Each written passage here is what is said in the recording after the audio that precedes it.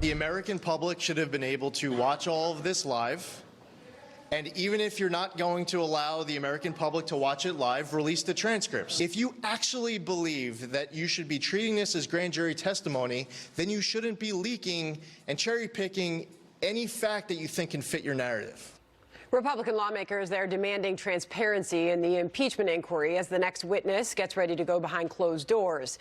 The State Department's official interview coming as new details are leaked about former Russia advisor Fiona Hill's testimony yesterday. Let's bring in Brett Tolman, former U.S. attorney and former counsel to the Senate Judiciary Committee. He joins us now. Brett, great to have you here this morning. First off, what did you make of the revelations from the behind closed door meeting yesterday? Fiona Hill telling lawmakers that she was so concerned, she and John Bolton, so concerned about what happened at that July meeting about U.S. and Ukrainian relations that John Bolton directed her to alert a lawyer in the NSC.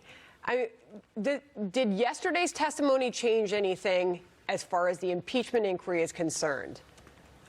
Well, it's clear that Adam Schiff, who is a former U.S. attorney, former federal prosecutor, seems to be conducting this investigation as though he has his own grand jury.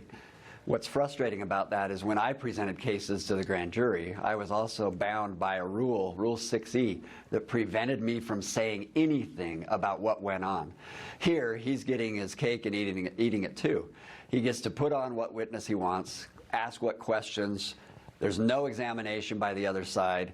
And then he gets to leak out of context what he thinks are revelations that are important for us to know. That should be troubling to someone. We don't know the context of those statements. That's the case that Republicans are making, that they're cherry-picking the information they choose then to leak to the press. Republicans are demanding more transparency.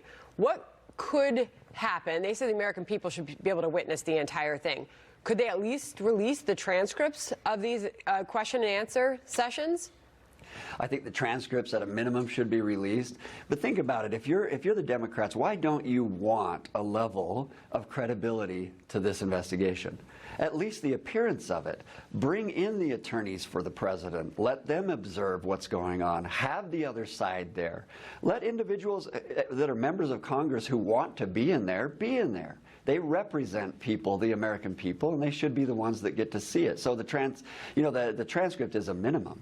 We know for the testimony today for George Kent that 3 committees will be in the room. However, yesterday was a different scenario, and you had one of the members of Congress, Congressman Gates, a Republican from the Judiciary Committee, walk in the room saying that he should be a part of this, and they said no and made him leave.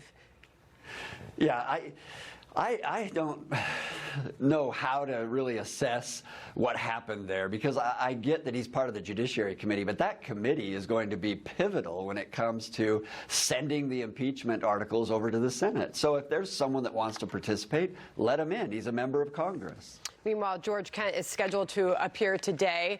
Another witness will be before lawmakers. They will have an opportunity to ask him questions.